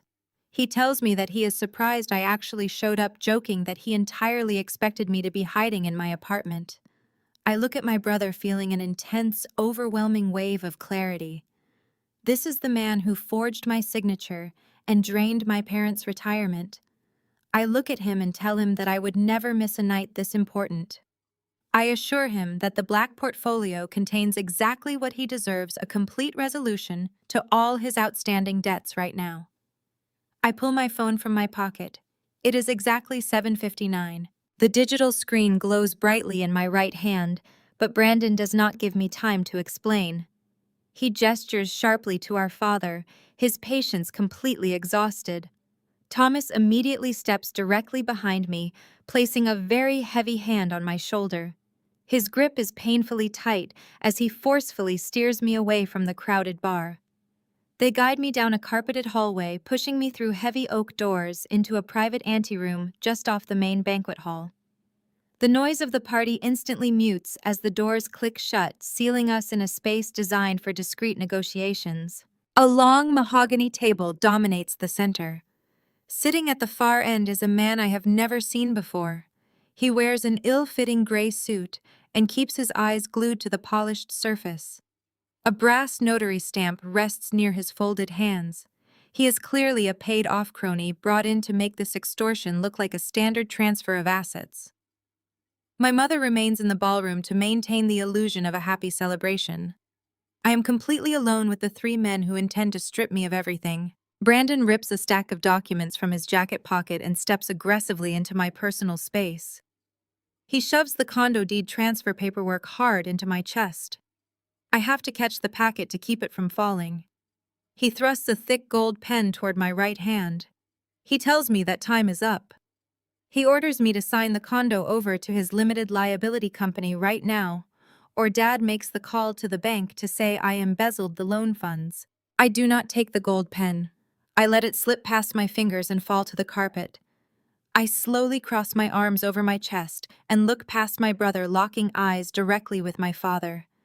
I ask him if he means the loan they took from Apex Lending. My voice is completely devoid of fear. I am not shaking or begging for mercy. This lack of subservience infuriates my father. Thomas sneers, his face darkening with a flush of rage. He steps forward, bridging the gap to invade my personal space, towering over me. He tells me that they know the vice president there personally. He uses my full name, his voice dripping with venom. He promises that he will bury me so deep I will never get a corporate job again. I hold my ground. I look over my shoulder at the sleazy notary sitting at the end of the table. I politely inform him that he is currently participating in a documented attempt at criminal extortion. I warn him that if he places his official seal on any document in this room tonight, I will personally ensure he loses his license and faces severe prosecution for conspiracy to commit fraud. The man flinches violently, his eyes darting nervously toward my father. He reaches out and quietly pulls his brass stamp closer to his chest. He slides his chair back an inch, attempting to distance himself from the confrontation. My phone vibrates in my blazer pocket, a single long pulse. It is exactly 8:00. The embargo has officially lifted. The digital world is currently receiving the detailed financial breakdown of my corporate acquisition. I look back at my father and let a slow, genuine smile spread across my face. I tell him that his personal relationship with the vice president of Apex Lending is completely irrelevant. I explain using a calm tone that Apex Lending no longer holds the paper on Brandon's commercial note. Brandon scoffs, crossing his arms to mirror my stance. He tells me I have no idea what I'm talking about. He insists that he just received a routine account statement from Apex last week. I nod, acknowledging his statement, without validating it. I tell him that distressed debt portfolios are frequently bundled and sold off to third-party holding companies without the borrower receiving immediate notification. I explain that a blind proxy company swooped in and purchased his entire debt profile late Friday afternoon, bypassing his local contacts completely. I set my matte black portfolio down on the mahogany table. I unzip the leather casing and pull out the thick stack of crisp corporate stationery Vanessa prepared. I separate the formal demand letter and hand it directly to Brandon. He looks at the document, his brow furrowing in deep confusion. I instruct him to read the name of the new creditor listed at the top of the page. Brandon reads the holding company's name aloud, his voice lacking its previous absolute certainty. He demands to know what this is and why I have it. I wait for him to read the second paragraph. I watch his eyes scan the dense legal jargon. I watch the exact moment his brain processes the terrible weight of the words. The color rapidly drains from his face, leaving his skin a sickly white. His jaw goes slack, and the thick document trembles slightly in his hands. He looks like a man who has just watched the ground open up beneath his feet. I explain the contents of the letter to the silent room. I state that the new owner of the debt has conducted a thorough audit of the original underwriting files. I tell him that they discovered massive irregularities, specifically pointing to the forged signatures and the fraudulent business valuations he submitted to secure the funds. Because of these severe covenant breaches, the holding company has legally triggered the acceleration clause. I tell Brandon that the entire principal of $450,000 plus all associated penalties and legal fees is due immediately. My father snatches the paper out of Brandon's hands. Thomas scans the demand letter, his eyes darting frantically across the lines of text. He shakes his head violently, dismissing it as a fake document I printed to scare them. He tells Brandon to ignore it, claiming it is just another one of my pathetic lies. He turns back to me and shouts that he is making the phone call right now. He pulls his phone from his jacket pocket, threatening to call his connection at Apex Lending to prove I am bluffing. I encourage him to make the call. I tell him to put it on speakerphone so we can all hear the vice president confirm that the account has been sold and permanently closed. My father hesitates, his thumb hovering over the illuminated screen. The absolute certainty in my voice is finally causing a massive crack in his armor. He looks at Brandon, who is staring at the carpet, breathing very heavily, total panic beginning to clearly set in as his world crumbles completely around him right now. Brandon looks up at me, his eyes wide and terrified. He asks me how I got this letter before it was mailed to his dealership. He asks me how I know about the proxy company and the obscure acceleration clause. I place my hands flat on the table and lean toward him. I tell him that I know about the proxy company because I own it now. I let the words hang in the silent, suffocating room. I tell him that I bought his debt. I tell him that I am the sole owner of his commercial note, and I am the one demanding immediate repayment today. Brandon stares at me, his mouth opening and closing silently. He looks down at the thick corporate demand letter resting on the polished mahogany table, desperately searching for any sign that this is an elaborate, cruel joke.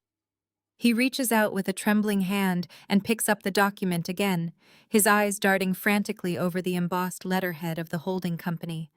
He drops the paper as if the expensive stock is physically burning his fingers. He takes a staggering step backward, his shoulders hitting the wood-paneled wall. He shakes his head, a nervous, high-pitched laugh escaping his tight throat. He reminds me, his voice pitching higher with panic, that I work a basic technical support job, that I live in a modest apartment, and that I have never had any real ambition. He tells our father that the document has to be a forgery, a desperate bluff to get out of signing over the condo deed. I politely correct his deeply flawed assumptions. I tell him that while he was busy leasing luxury sports cars he could not afford and racking up massive gambling debts, I was quietly building a proprietary cybersecurity firm from the ground up. I explain that my modest lifestyle was a deliberate, calculated choice to reinvest every single penny of profit back into my company. I tell him that yesterday afternoon, that company was formally acquired by a major international tech conglomerate for $28 million. I let the number hang in the heavy air of the private room, watching the sheer magnitude of the final figure crush the very last remnants of his arrogant superiority. My father's face shifts from crimson rage to an ashen, sickly gray. Thomas steps forward, his massive frame attempting to project the physical dominance he has always used to control our family narrative. He demands that I drop the ridiculous billionaire fantasy and sign the condo over before he ruins my life completely. But his voice lacks its usual booming authority. There is a tremor of genuine uncertainty in his words. He reaches into his tailored suit jacket and pulls out his personal cell phone to call his contact at Apex Lending, determined to prove that my demand letter is nothing but a printed fabrication. As Thomas unlocks his screen, a rapid, relentless series of notification chimes begins to echo through the small room. His phone vibrates violently in his palm. At the exact same moment, Brandon's phone begins to ring from inside his velvet tuxedo pocket. The 8 o'clock embargo has officially lifted. The digital world is currently being flooded with the exclusive Forbes and TechCrunch features detailing my massive corporate buyout.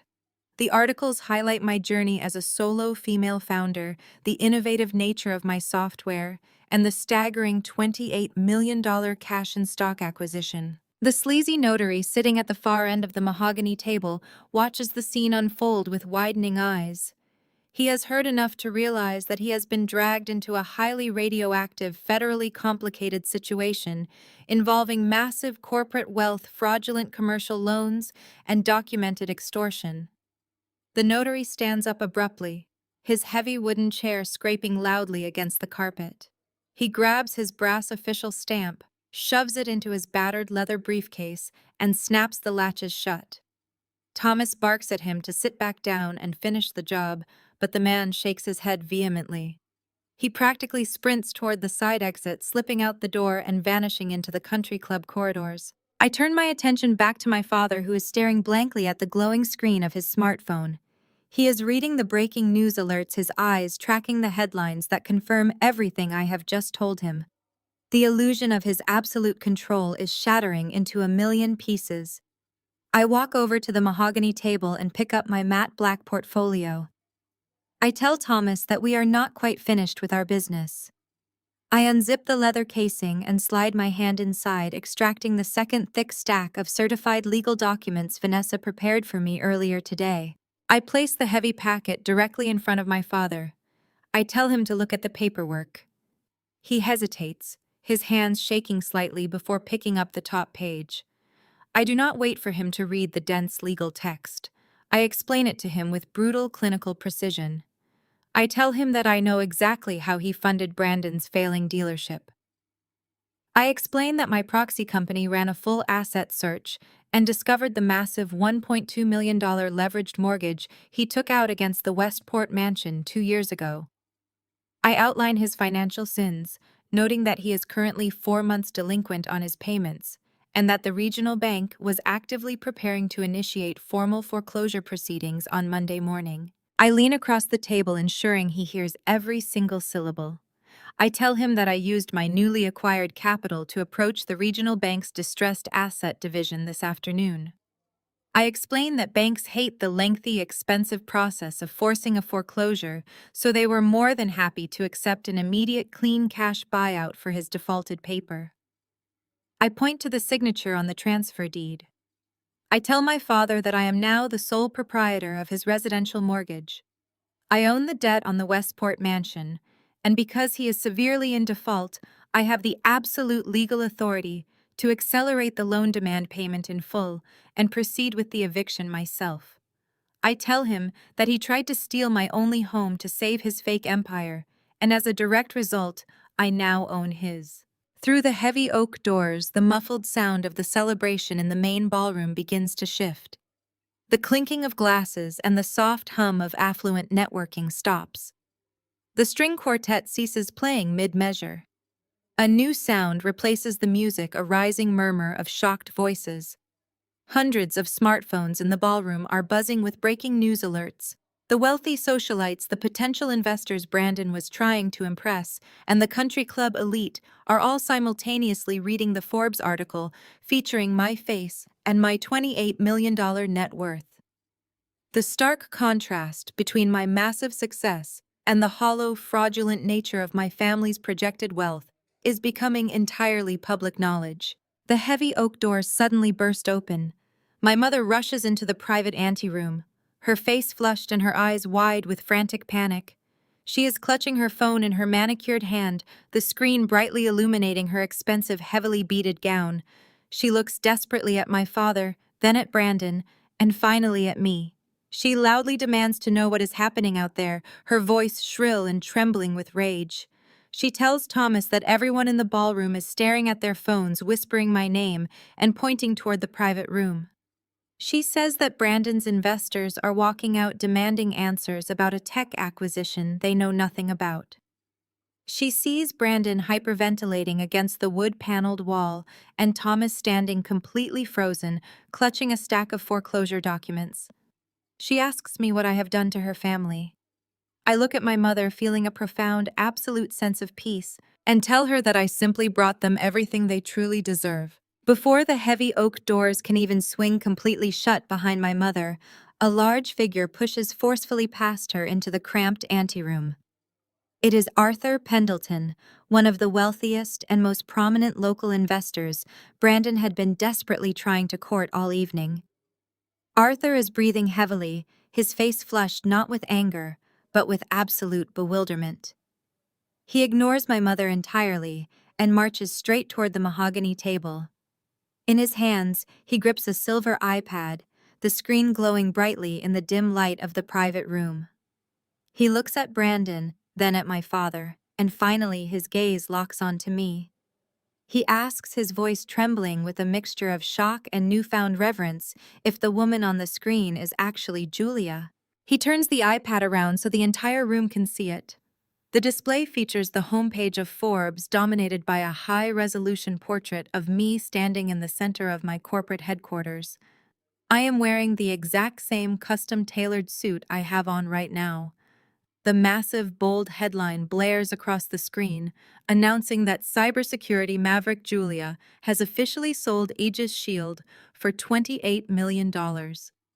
The subheadline details the all-cash and stock transaction, praising the innovative software architecture I built entirely on my own. Brandon lunges forward and snatches the iPad right out of Arthur's hands.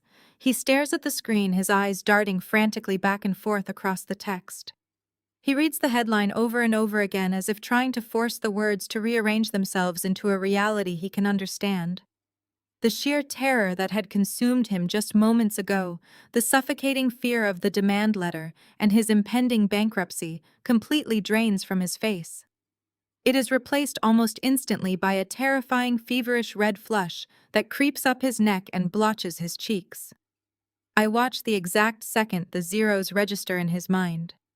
I can see the greedy, parasitic wheels turning behind his eyes as he realizes that his sister, the woman he has mocked and tormented his entire life, is now sitting on a mountain of liquid capital. My father remains physically paralyzed near the head of the table.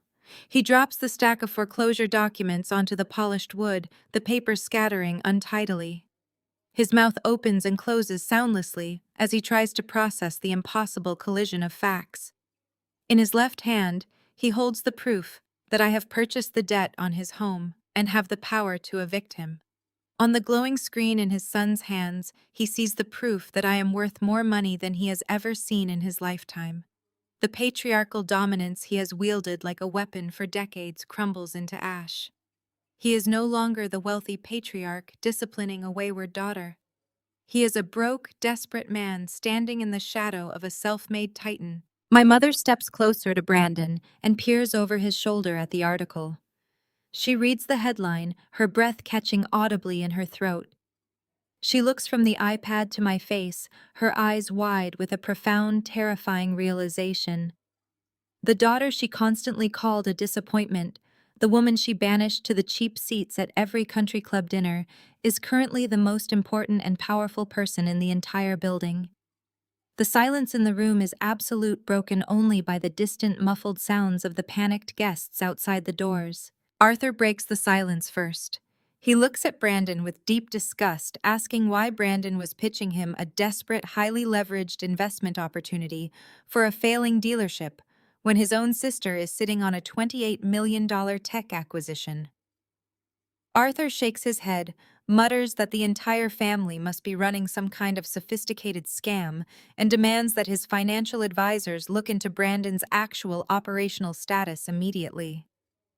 Without waiting for a response, Arthur turns on his heel and marches out of the anteroom, letting the heavy doors slam shut behind him. His departure signals the definitive end of Brandon's business facade. Word will spread through the country club in minutes. No one will ever invest a single dime in his hollow enterprise again. As soon as the doors close, the dynamic in the room undergoes a grotesque, stomach-churning transformation. Brandon sets the iPad down on the table and runs a hand through his perfectly styled hair. He lets out a loud, breathless laugh, shaking his head, as if we are all just sharing a grand, hilarious misunderstanding. He steps toward me, his previous rage entirely vanished, replaced by a sickening, overly familiar warmth. He tells me that this changes absolutely everything. He says that we do not need to worry about the holding company or the commercial loan demand letter anymore, because I can just wipe out his debt with a single transfer. He reaches out, attempting to place his hands on my shoulders, telling me that $28 million is more than enough to cover his liabilities and invest in a massive expansion for his dealership. He actually has the absolute audacity to suggest that we should partner up, that my new wealth combined with his business acumen will make us unstoppable. I step back easily, avoiding his touch.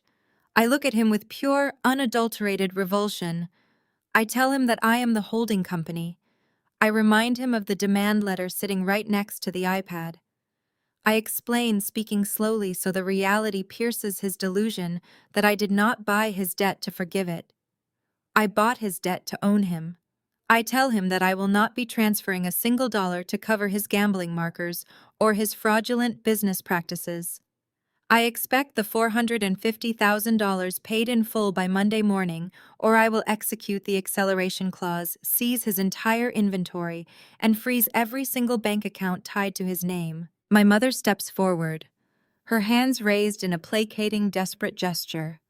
Her tone shifts drastically from the harsh, commanding whisper she used at my table to a soft, pleading whine. She uses a childhood nickname she has not spoken in 20 years. She tells me that I am overreacting, that families fight, but they ultimately protect each other. She points to the iPad and says that with that kind of money, I can fix all of this. She begs me to tear up the demand letter for Brandon and to forget about the foreclosure documents for the Westport house. She insists that I have enough money to buy them a new house clear Brandon's name and still have millions left over to live comfortably. She attempts to weave a fantasy where my hard-earned acquisition is viewed as a communal family asset, a giant slush fund designed to permanently erase their catastrophic failures and bad choices. My father finally finds his voice. He clears his throat, attempting to summon the deep, commanding baritone he has relied on his entire life, but it comes out thin and remarkably weak. He tries to appeal to my sense of duty. He tells me that he raised me, that he provided for me, and that I owe this family a massive debt of gratitude. I simply shake my head at his absolute delusion, smiling back. I will not surrender. Never. I take a deliberate step backward, holding my hands up flat between us to block her advance. My mother stumbles forward, grasping empty air, as she nearly trips over the heavy hem of her intricately beaded gown. The overpowering scent of her expensive floral perfume washes over me. Today, it elicits absolutely nothing. I look down at her outstretched hands, then up into her wide eyes. I tell her not to touch me. I keep my voice completely level. I remind her that less than 15 minutes ago she was standing at my table lecturing me about how my existence was a constant source of profound embarrassment. I point out that she came into this room ready to watch her husband and favorite son steal the deed to my condo, perfectly willing to leave me completely ruined. Linda gasps, bringing a manicured hand to her throat in a theatrical display of shock. She looks around the room as if searching for an invisible audience. She tells me that I am misinterpreting everything, that they were simply trying to protect me from making bad financial decisions. She insists that family business is complicated, but they have always supported my computer projects. The absolute audacity of her revisionist history is staggering. She takes another step forward, her voice dropping into a sweet register. She tells me that I have proven myself, and we can put the misunderstandings behind us. She smiles artificially and says we should go back into the ballroom so she can announce my success to her friends. Brandon refuses to be ignored. He steps around our mother, kicking the discarded condo transfer paperwork out of his way. He claps his hands together, rubbing his palms with frantic energy. He tells me to listen to our mother. He says that $28 million completely changes the landscape for all of us. He starts pacing the length of the mahogany table, already spending my money in his head. He maps out a ridiculous vision where my capital funds a massive regional expansion of his luxury car import business. He promises me a 20% stake, offering to let me sit on his board of directors. He speaks with the breathless excitement of a man who believes he has just won the lottery. He tells me that we are going to rule the entire automotive market in the state, completely blind to the reality of the situation. I wait for him to finish his frantic pitch. I do not interrupt him. When he finally stops pacing and looks at me expectantly, I pick up the demand letter. I hold the crisp corporate stationery high in the air. I tell Brandon that there is no partnership. I tell him there is no regional expansion, and there is certainly no investment coming from me. I remind him, speaking with slow precision, that I am the sole owner of the holding company that purchased his distressed commercial note. I remind him that he committed federal wire fraud by forging signatures to secure that loan. I tell him that I bought his debt to hold him accountable for the money he stole from my parents' retirement accounts while they turned a blind eye. I inform him that the acceleration clause is active. He owes me $450,000 by Monday morning at 9 o'clock. If the funds are not wired by that time, I will seize his inventory and hand the files to the district attorney. Brandon stares at me, the breathless excitement dying instantly in his throat. The flush of greed drains from his cheeks, leaving him looking hollow and terrified once again. He stammers, telling me that I cannot do that to my own brother. He begs our father to step in and make me see reason. Thomas has been standing completely frozen near the head of the table, still clutching the foreclosure documents for the Westport mansion. He finally moves, dropping the papers onto the polished wood with a heavy thud. He straightens his shoulders, attempting to summon the authoritarian presence he has used to dictate my life since childhood. He tells me that enough is enough. He uses his sternest patriarchal tone, demanding that I stop this ridiculous power trip immediately. He tells me it is time to act like a loyal member of this family. My father takes a slow, heavy step toward me. He points a thick finger at the black portfolio. He tells me that family helps family when they strike it rich. He demands that I wire the funds to clear Brandon's commercial note first thing Monday morning. He then gestures to the foreclosure papers on the table. He instructs me to pay off the $1.2 million defaulted mortgage on the Westport mansion. He attempts to reframe my hard-earned acquisition as a communal slush fund miraculously designed to erase his own catastrophic financial mismanagement. He actually tries to negotiate, offering to let me stay in my downtown condo without any further interference if I simply write the checks to save his sprawling estate. He promises that we can go back to being a happy, normal family, completely ignoring the sheer malice they demonstrated just moments prior. I look at my father, studying the commanding set of his jaw. I ask him where this deep sense of family loyalty was exactly 10 minutes ago. I gesture to the empty chair where the sleazy notary had been sitting. I remind my father that he lured me into this private room under false pretenses. I remind him that he allowed Thomas to physically force me away from the bar. I recount how he stood by and watched his son attempt to extort my only home from me. I remind him of his explicit threat to ruin my professional reputation with false embezzlement claims. I tell him that he does not get to invoke the sanctity of family loyalty the exact second he realizes I hold all the cards. I explain that the $1.2 million mortgage on the Westport mansion belongs to my proxy company now. I remind him that he is 4 months in arrears and that he has been hiding this catastrophic failure from his country club friends for over a year. I tell him that the bank was preparing to foreclose on Monday, and I have simply stepped into their shoes. I state very clearly that I expect the $1.2 million paid in full by Monday morning. Otherwise, I will execute the eviction immediately. Linda lets out a sharp, hysterical sob. She grabs my father's arm, her fingers digging deeply into his gray suit jacket. She cries out that I cannot evict my own parents from their family home. She tells me that I am being cruel, heartless, and completely unreasonable. She begs Thomas to fix it, demanding that he assert his authority and make me stop this terrifying nightmare. She insists that I am tearing our family apart over petty grievances. Thomas stares at me, finding absolutely nothing but cold, unyielding resolve. He knows that his power over me has completely evaporated. I reached down and picked up the matte black portfolio from the mahogany table.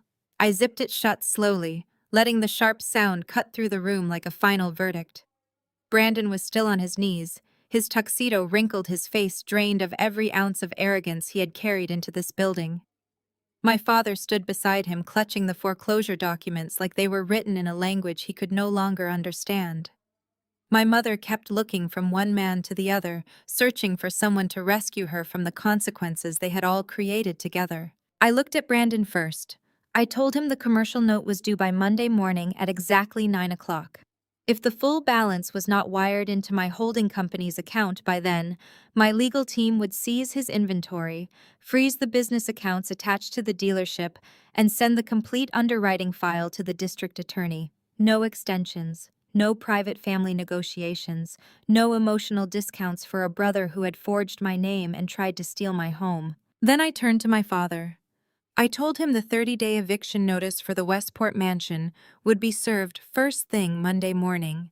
He could spend those 30 days packing hiring counsel or calling every country club contact he still believed he had. It would not change the paperwork. The bank had already sold the defaulted mortgage. The debt belonged to my company now.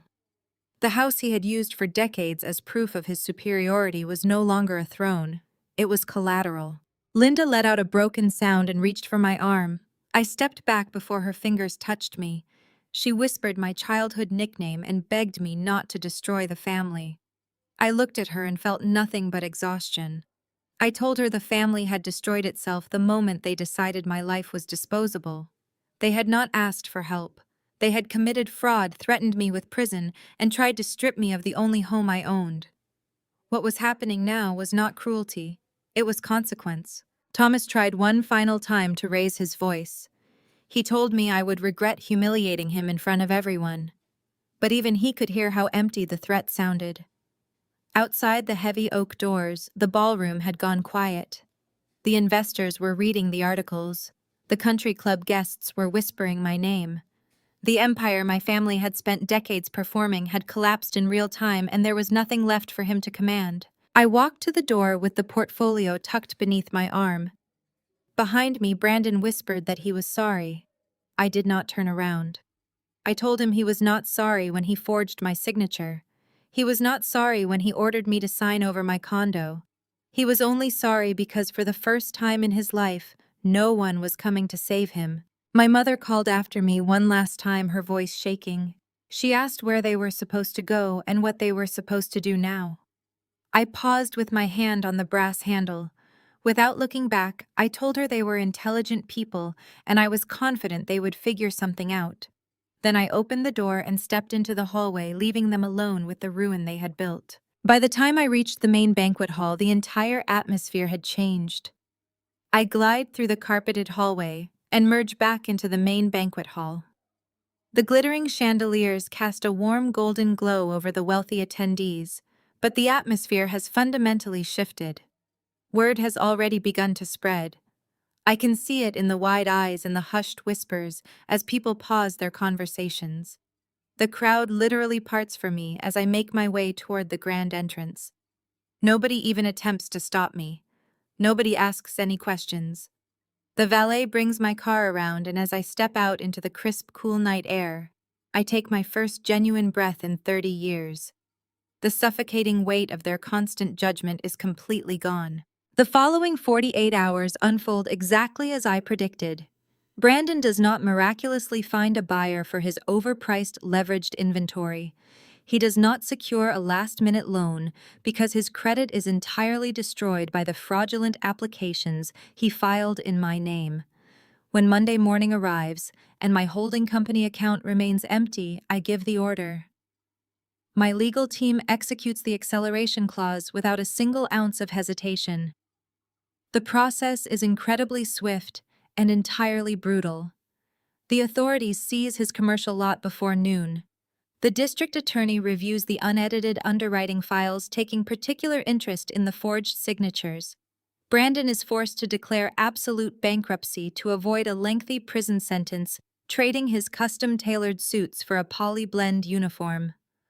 The golden boy, the untouchable titan of luxury automotive sales, now spends his days working the floor at a discount retail electronics store, answering to managers half his age. My parents fare no better. The 30-day eviction notice is served precisely on schedule. Thomas tries to fight it, of course. He attempts to leverage his dwindling country club connections and bully local attorneys into taking his case on contingency. They all take one look at the ironclad paperwork and the sheer magnitude of his financial negligence before politely showing him the door. Without Brandon to siphon money from, and with their own retirement accounts completely drained, reality finally comes crashing down on their sprawling Westport mansion. On the 31st day, the sheriff arrives to enforce the eviction. Thomas and Linda are forced to pack whatever fits into a rented moving truck. They abandon the sprawling estate with its manicured lawns and sweeping staircases, relocating to a tiny, cramped two-bedroom rental apartment on the unfashionable edge of the city. Their wealthy friends stop returning their calls immediately. The social standing they valued above their own daughter evaporates into thin air. I do not keep a single dollar of the money I recover from their seized assets. Once the dealership inventory is liquidated and the Westport mansion is sold at auction, the capital is deposited back into my holding company. I take every cent of that money and use it to establish a permanent charitable trust. I create a comprehensive scholarship